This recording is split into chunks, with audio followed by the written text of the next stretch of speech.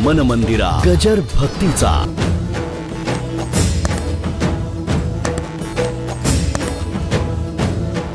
आलं का लक्षात? लग्न झाल्यानंतर आपण मुलांना सांगतो आता लक्ष ठेवून वागा, कसं तरी वागू नका, बायको आहे, तिच्यासमोर आम्हाला बोलायची पाळी येऊ नये, असं सांगता का नाही तुम्ही? कोणी तुम्हाला तरी तुमच्या बापाने सांगितलं होतं का नाही? तर काय करावं?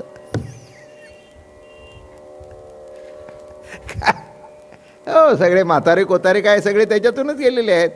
बाप सांगतोच बरं का. लग्न झालंय आता, लवकर घरी या, नाक्यावर उभे राहू नका, घरी बायको आहे हे विसरू नका, आई नाही काय, घरी बायको आहे विसरू नका, घरी या.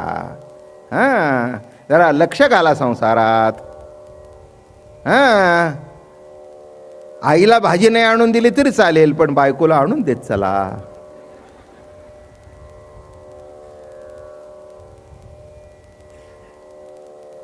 आईला म्हणता येतं, ते म्हणते बरं बाबा, अजून माझ्या बाबाची लीला चालू आहे. आता ही लीला केव्हा संपायची? पुढच्या अध्यायातली लीला भेटल्यावर. काय लीला संपली आणि लीलावती आली, संपलं. काय तसं इथे कृष्ण लीला रास क्रीडेमधून परिपूर्ण अवस्थेला आली आणि पुढे कार्य सुरू झालं. जगदोद्धारा करता जे आले होते ते कार्य सुरू. आता इथेही राक्षसांचं मारणं बिरणं अमकं तमकं झालं हे नाही असं काही नाही आहे. अगदी सुरुवातच पुतनेच्या वधापासून हे जरी होतं तरी खेळ होते, लीला होतं, कौतुक होतं. आलं का लक्षात? गाया चारणं होतं, मोठा आनंद लुटत होता भगवान. तुम्हाला माहिती आहे का, द्वारकेमध्ये गेल्यानंतर सुद्धा देवाच्या डोळ्याला धार लागत होती गोकुळातले दिवस आठवून. बर का, गोकुळ वृंदावनातले दिवस आठवून, हो, तिथल्या गोपिकांचं स्मरण, तिथल्या गोपाळांचं स्मरण होऊन देवाच्या डोळ्याला सुद्धा धार लागत होती. खरंच आहे, लहानपणाचं आयुष्य ना बिगर जोखमीचं असतं. कशाचीच काळजी नसते. कशाची काळजी असते पोरांना? पोरांना काळजीच नसते. काय वयात येणं म्हणजे काळीज जागृत होणं. काळीज जागृत झाल्यानंतर काळजी वाटते. कळलं का तुम्हाला?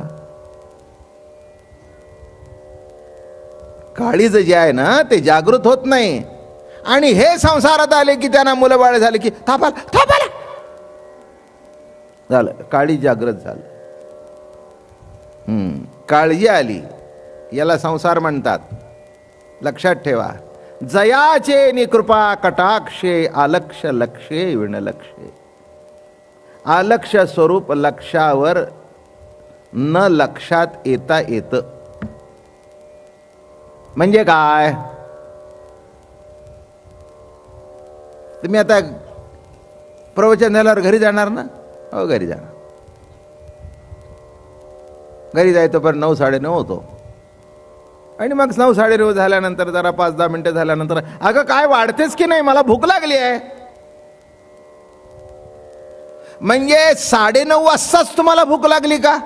नव्हे, भूक लागण्याची प्रक्रिया तुमच्या न कळत आत्ता सुद्धा पोटात चालू आहे. भूक लागण्याची प्रक्रिया जी आहे, जे दुपारी खाल्लं ते पचवणं,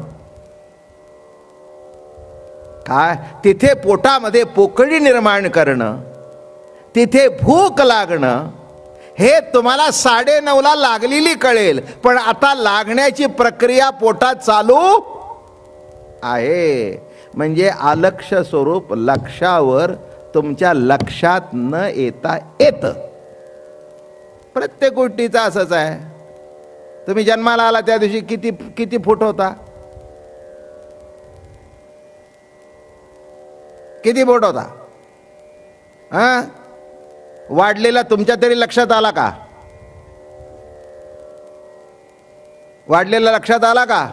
एकदम 2-3 वर्षांनी बघितलं लक्षात येतं, अरे वा एकदमच वाढला. हा एवढा आहे. म्हणजे आईच्याही लक्षात येत नाही, त्याच्याही लक्षात येत नाही, पण लक्षात न येता अलक्ष लक्षावर लक्षात न येता येतंय. तहान तशीच लागते, भूक तशीच लागते. विचार लक्षात आहेत नाहीत मला माहिती नाही, पण मी इथे बसल्यानंतर अलक्ष आहे ते लक्षावर येतं. योग्य तऱ्हेने आपलं काम करून निघून जातं, पुन्हा अलक्षात जातं. काय म्हटलं? प्रवचनाच्या वेळेला लक्षावर येतं आणि प्रवचन संपल्यानंतर अलक्षात जातं. आणि ती गोष्ट 10 वर्ष जरी आठवली नाही तरी 10 वर्षांनी आठवते. 10 वर्ष एका ठिकाणी बुद्धीच्या कोपऱ्यात जाऊन पडलेली गोष्ट ती आत्ता कशी आठवली? हा एक लक्षात होती, ती लक्षात आली. पण अशा कितीतरी गोष्टी प्रवचनातून घडत असतात की जी आपल्याला माहिती नाही, ती प्रवचनामध्ये चटकन पुढे येते आणि ती सांगितली जाते. चटकन एखाद्या शब्दाचा अर्थ येतो, चटकन एखाद्या शब्दाची कोटी येते. ज्या अर्थी आली त्या अर्थी ती माझ्यात होती.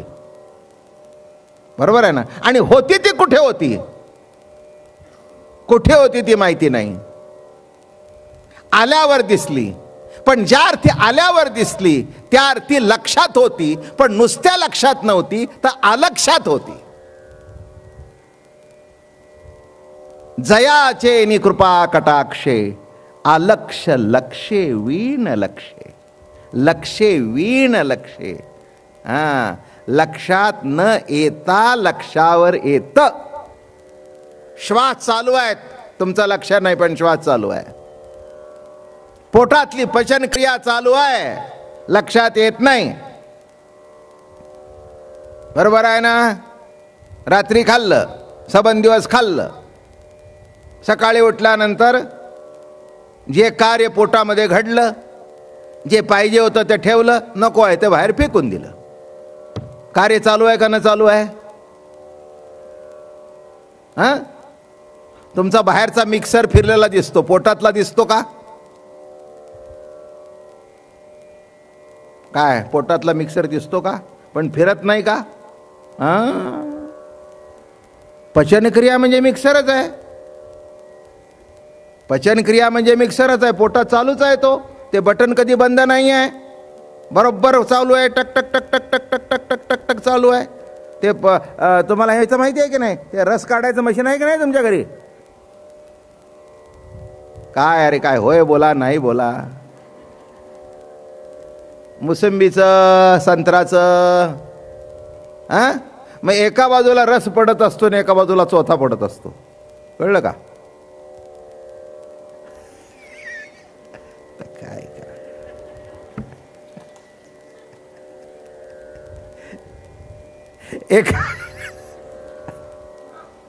एका बाजूला रस पडत असतो आणि एका बाजूला चोथा पडत असतो.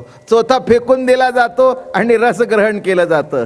तसं त्या अन्नातून जे रक्त होतं ते अंतःकरणामध्ये, हृदयामध्ये, देहामध्ये सामावलं जातं आणि जो चोथा आहे तो सकाळी फेकून दिला जातो. आहे ना? त्याच्याकरता ते घालावं लागतं, मशीन चालावं लागतं. इथलं कधी बंद पडलंच नाही. इथला जेव्हा साठा कमी होतो तेव्हा भूक लागते, पोट रिकाम पडतं, काय तेव्हा भूक लागते. म्हणजे ती प्रक्रिया संपलेली असते. एक रक्त ज्याचं व्हायचं ते रक्त झालेलं असतं, जो चोथा आहे तो बाहेर फेकून दिलेला असतो. पोकळी निर्माण होते आणि शरीराला पुन्हा अन्नाची गरज पडते, व्हायटामिन्सची गरज पडते. आणि पुन्हा मग भूक लागली तुम्ही खाल्लं की बरोबर. अहो काय देवाची किती कृपा आहे हो. जेवीला तिखट लागतं पण याच्या पलीकडे गेल्यावर तिखटच लागत नाही. काय देवाची कृपा आहे. अहो हे केवढी मोठी रचना घडली आहे.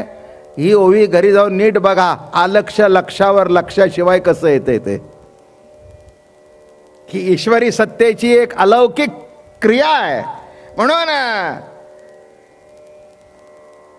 आता पुष्कळ सांगावं असं वाटतं, पण जाऊ द्या, जरा पुढे सरकत सरकत सरकत जावं. सांख्यांचं ध्यान असं आहे, अलक्ष लक्षावर कसं येतं एवढं कळलं की तुमचं ध्यान कधी मोडणारच नाही. कळलं का तुम्हाला? ध्यान मोडायचा कधी प्रश्न आलाच नाही. पण दुसरा एक भाग असा या ठिकाणी, भक्तीमध्ये त्याची एक एक लीला, त्याचं एक एक चरित्र स्मरण करणं हेच ध्यान. जरा न्याळ्या पद्धतीने सांगतो, एक एक लीला, एक एक चरित्र स्मरण करणं हेच ध्यान. प्रभूला उखळाला बांधलाय बरं का, प्रभूच्या डोळ्याला धार लागलेली आहे किंवा प्रभूने माती खाल्लेली आहे, मैयाने हातामध्ये काठी घेतलेली आहे. आलं का लक्षात? हो, हाताने काठी घेतलेली आहे आणि तो त्या काठीशी इतके एकरूप झाला, तो भक्त सुद्धा असा करत होता बरं का, असा मागे सरत होता. त्यांनी विचारलं, अरे मागे का सरतोस? नाही म्हणले, मैयाच्या काठीला घाबरतोय. काय म्हटलं कळलं का? इतकं ध्यान एकरूप होतं बरं का. भक्त हे वैशिष्ट्य आहे भक्ताचं, चरित्राचं स्मरण करून त्याचं ध्यान आपोआप होतं. एक तुम्हाला सांगतो, आपण माऊलींचं चरित्र मी सांगतो किंवा अनेक चरित्र सांगतो, सांगता सांगता त्या चरित्राशी आपण इतके एकरूप होतो की आपल्या डोळ्याला धार लागते. आपण इतके हसत बसतो की हे सुद्धा एकरूप होणं आहे, एकरूप होणं आहे. ते चरित्र आपल्याला दिसतं, त्यावेळेला आपण गोकुळामध्ये जातो आणि ते देहाने गेलो नाही तरी ध्यान लागतं. ध्यान मानसी लागले. ध्यान कुठे लागलं? ध्यान मानसी लागले. म्हणून लक्षात ठेवा की प्रत्येक रूपामध्ये प्रभूला पाहणं हे सुद्धा एक प्रकारचं ध्यानच आहे. मन मंदिरा गजर भक्तीचा.